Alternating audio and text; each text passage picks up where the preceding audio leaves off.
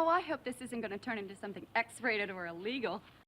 Hello and welcome to another bad movie review. This time we're looking at Hack-O-Lantern. This is a 1988 film, rated R, runs about an hour and 27 minutes. I do believe this one went straight to video, which made it incredibly hard to find because it did have some distribution issues where it became very difficult to find. So for a long time this one was sort of cinema obscura, where you had to really hunt or have a really awesome video store to even find a copy of this. So it sort of fell into legend for a while as to one of those horror movies that people may have heard of but never actually saw the whole thing. Riff Tracks did do a knockoff of this one in 2022, but this was filmed in 1986 and finally released in 1988. We start off with a kid named Tommy. He gets a pumpkin from his grandfather as well as some little package wrapped in a dirty old snot rag, but we don't really find out what that is for a while. And his grandfather is actually not supposed to be hanging around. He seems to pay an inordinate amount of attention to Tommy and not the other siblings. And it turns out he may also be Tommy's dad. Just think on that one for a minute. But when Bill, Tommy's father, goes to confront the old man, he accidentally stumbles into a coven of Satanists run by Grandpa. So that doesn't go well. Now Tommy's mom is very protective. She doesn't want the grandfather anywhere near the kids. Rightfully so. She even smashed that pumpkin that Tommy got. But the fact that her husband was murdered on Halloween kind of ruins her for life. And 13 years passes in the blink of an eye. And Tommy now looks like he's 30 years old, even though he's in his mid-20s. And Grandpa's involvement with the family has not subsided. He's been hanging around with Tommy and luring him into the horrors of Satanism. And on Halloween night, Tommy is supposed to be inducted into the cult. And Amanda, Tommy's mother, once again tries to convince Grandpa to leave the family alone, and that's really not working out very well. Tommy is obviously a rebel. He's rocking out to his rock and roll music on his tape cassette player and has a weird music video happen in the middle of the movie for some reason. Just kind of go with that. It doesn't need to make a lot of sense. Then we discover that Tommy's little brother, Roger, is in fact a rookie police officer, and that does come into play because he's supposed to be the sort of official chaperone of the Halloween party that all the crazy kids are having. Now, Tommy and Roger don't get along real well, and Tommy shows Roger his shrine to the devil, because that's something you just show people, I guess. And we finally see the masked killer around the 36-minute mark when the killer goes after Tommy's girlfriend, Nora. We see Tommy do various things like beating up his sister's boyfriend, things like that, and just generally being kind of a jerk. And we do learn that the cultists all get a fiery brand on their butt because that's just the cultist way. It's not a weird fetish of any kind. Don't even think that. Nope, it's just where the cult said you should get that. Not like on the back of your shoulder or like your leg or anything like that. No, it's gotta be you get naked and get it on your butt. That's just how it works with the devil, I guess. And you're left with a lot of questions like, why does a rookie cop take his girlfriend with him to investigate a cemetery in the middle of the night and then have graveyard sex with her? Because that seems like something I don't want my tax dollars going to, is making graveyard babies. Also, why does he have to drive around his personal motorcycle to do this and not a police cruiser? And why doesn't he have a radio to summon other law enforcement officials should the need arise? That all seems a little weird to me. And then at the party, why is there a stripper at a Halloween party? That seems a little weird. I guess there's not much to do in this town, so that's as close to entertainment as they can get. There's also a weird comedy stand-up routine. That was a little odd, so be on the lookout for that, I guess. At about the 1 hour mark, I don't really know what that was all about, but I guess they needed to pad the runtime a little bit. And why are Vera and Beth dressed more like they're going to prom than than the Halloween party because they don't even wear costumes. They just dress up in fancy dresses and go. Everybody else has a costume except them. Some of the costumes are a little lazy, granted, but they're still wearing costumes. And there's a fight scene where the grandpa stunt double is hilariously disproportionately shaped like somebody not grandpa, because grandpa is very clearly a fairly rotund individual. So I don't want to give the ending away because it does have a pseudo twist ending where you're not supposed to realize who the killer is until the end, but it's fairly predictable. Overall, there was a body count of what I counted to be 6, with an equal number of plot points. I also counted 3 scenes of taillight and lady gardens. So there is a pretty well proportioned amount of nudity for a decent length of time in this film. And that's offset a little bit with the blood and gore sequences, which are fairly quick, but pretty standard for the time, and meant to be fairly shocking, of course. Now, this movie was directed by Jag Mundhra. He did a lot of lower budget films before passing away in 2011. Most notably was Tropical Heat, Wild Cactus, and The Jigsaw Murders. Grandpa was played by